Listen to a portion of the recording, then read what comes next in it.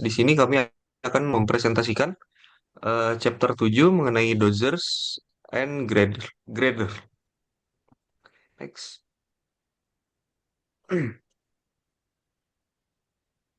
Oke, untuk pengenalan, dalam membahas penggunaan dozer dan grader dalam pekerjaan pemindahan tanah, kedua alat ini termasuk kategori tractor based equipment yang digunakan untuk yang pertama land clearing, lalu ada stripping topsoil, rock grading, final grading, dan road construction.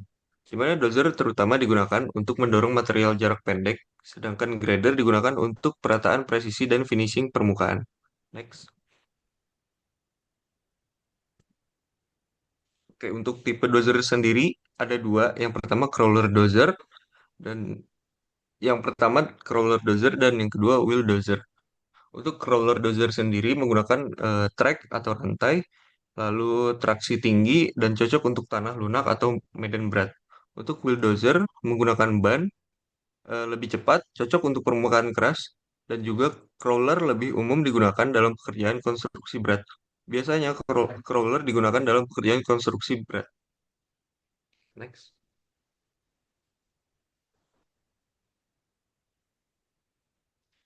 Oke, untuk razor blade sendiri biasanya digunakan dalam berbagai jenis blade sesuai kapasitas fungsi seperti straight blade digunakan ketika grading ringan, universal blade digunakan sorry melengkung dan lebar serta berkapasitas besar. Lalu ada semi universal universal blade eh, kombinasi S dan U dan juga serbaguna dan yang terakhir angel blade digunakan untuk side casting. Next. Oke, untuk Reaper sendiri, di mana Reaper merupakan alat tambahan atau attachment yang dipasang di bagian belakang dozer untuk menghancurkan atau meretakkan tanah keras dan batuan lunak sebelum didorong oleh blade. Fungsi Reaper sendiri, yang pertama Reaper digunakan ketika tanah terlalu keras untuk langsung didorong, mengandung batuan lunak, tanah padat, tanah kering, dan juga lapisan tanah laterit atau shell lunak.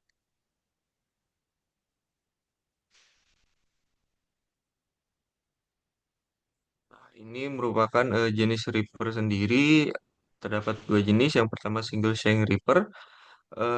Untuk deskripsinya memiliki satu gigi besar, digunakan untuk material sangat keras, penetrasi lebih dalam, dan gaya konsentrasi lebih besar. Dan yang kedua multi shank Reaper eh, memiliki 2 sampai 5 gigi, digunakan untuk tanah yang tidak terlalu keras dan menghancurkan area lebih luas sekaligus.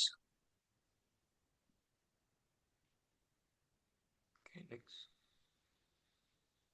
Oke, baik. Berikut merupakan contoh studi kasus perhitungan produktivitas Reaper. Selanjutnya adalah graders atau mesin perata tanah, yaitu alat berat serbaguna yang digunakan dalam pekerjaan konstruksi untuk perataan dan pembentukan permukaan. Alat ini bekerja memotong dan membedakan material dengan menggunakan pisaunya yaitu moldboard. Kemudian ini dimanfaatkan untuk pekerjaan finishing, pembentukan lereng dan tanggul, pembuatan parit, penyebaran material, serta pemeliharaan jalan tanah. Dan ada batasan penggunaannya yaitu hanya untuk digunakan potongan dangkal dengan material keras. Terus kemudian tidak dirancang untuk penggalian berat dan tidak dapat menggantikan dozer karena keterbatasan kekuatan struktur dan jenis posisi pisaunya.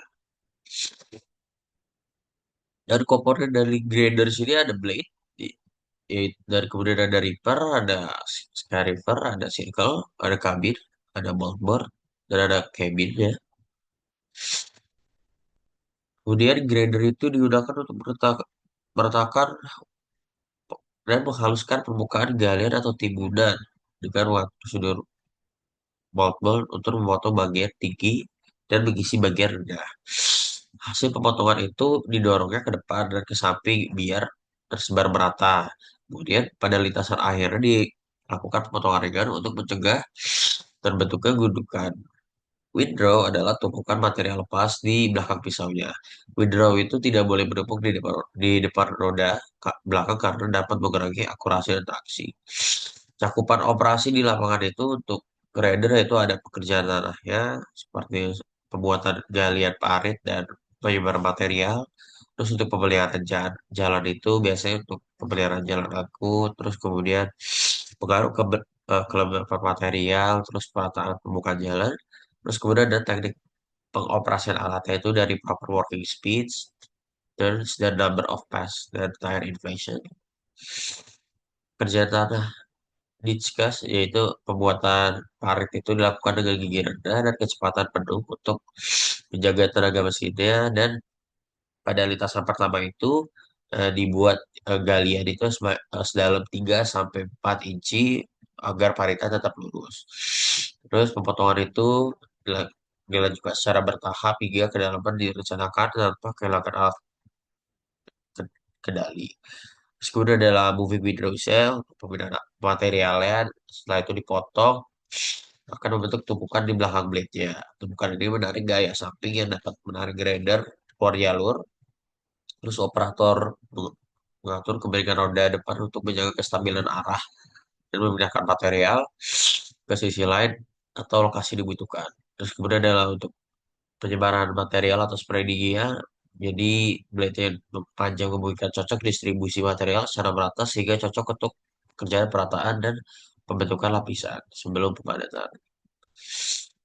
Pemeliharaan jalan untuk road maintenance itu ada all road maintenance yaitu grader yang efektif menjaga kondisi jalan akut tetap rata dan aman dilalui kendaraan. Terus material dari tepi dan bahu jalan dipindahkan ke tengah untuk membenahi permukaan. Terus kemudian untuk road maintenance ada pengaruh kelembapan material. Material lembab itu lebih mudah dipotong, dibentuk, dan dipadatkan. Oleh karena itu, perataan jalan lebih efektif dilakukan setelah hujan dengan bantuan penyiraman air agar hasil lebih padat. Oke, selanjutnya dari si operasi Gatot ini dari pemerataan permukaan jalan. Yang pertama ada smoothing pit surface, di mana permukaan yang berlubang atau kasar dipotong dari bagian yang menonjol, kemudian material disebarkan kembali secara merata di atas permukaan. Setelah dipadatkan, jalan menjadi lebih halus dan nyaman dilalui. Selanjutnya ada perbaikan jalan bergelombang, di mana perbaikan dilakukan dengan hati-hati agar tidak memperburuk kondisi. Pemotongan terlalu dalam dapat menyebabkan getaran pada blade, dan juga operator memotong melintang gelombang hingga dasar. Kemudian menyebarkan kembali material secara merata untuk membentuk permukaan yang stabil. Dan yang ketiga ada spreading atau penyebaran material. Ini digunakan untuk menyebarkan dan mencampur material yang dibuang. Dan juga ini yang paling efektif untuk material yang lepas atau mudah mengalir, sehingga cocok untuk pekerjaan perataan dan pembentukan lapisan permukaan.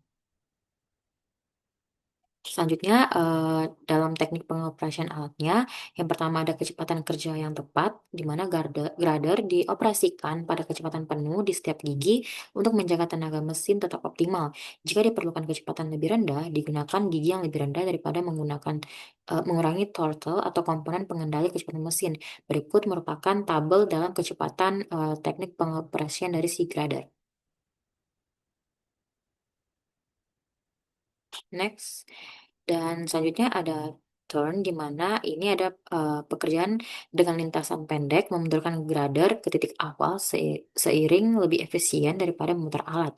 Belokan sebaiknya dihindari pada permukaan aspal baru untuk mencegah kerusakan.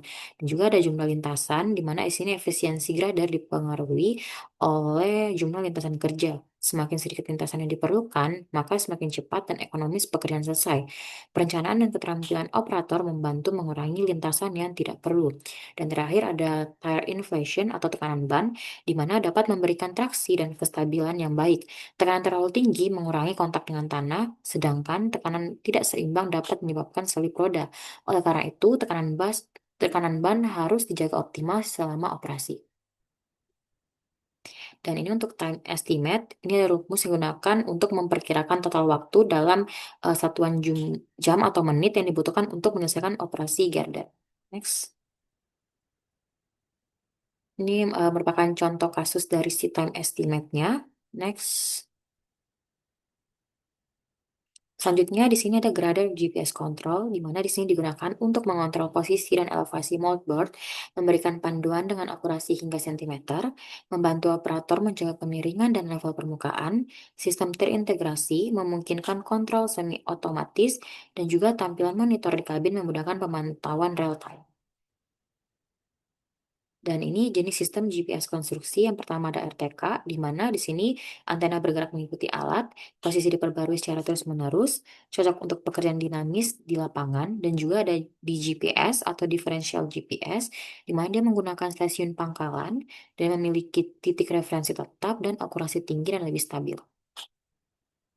Dan ini merupakan dari Garder Safety, di mana aturan keselamatan pengoperasian garder.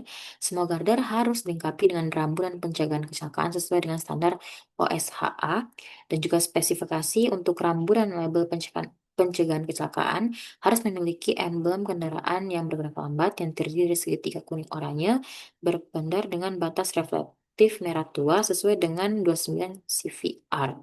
Dan saat pengoperasian garder secara perlahan di jalan raya atau jalan umum, pemasangan bendera atau lampu berkedip pada tiang setidaknya 6 kaki di atas roda belakang kiri. Sekian presentasi dari kelompok kami, kurang lebihnya mohon dimaafkan dan terima kasih.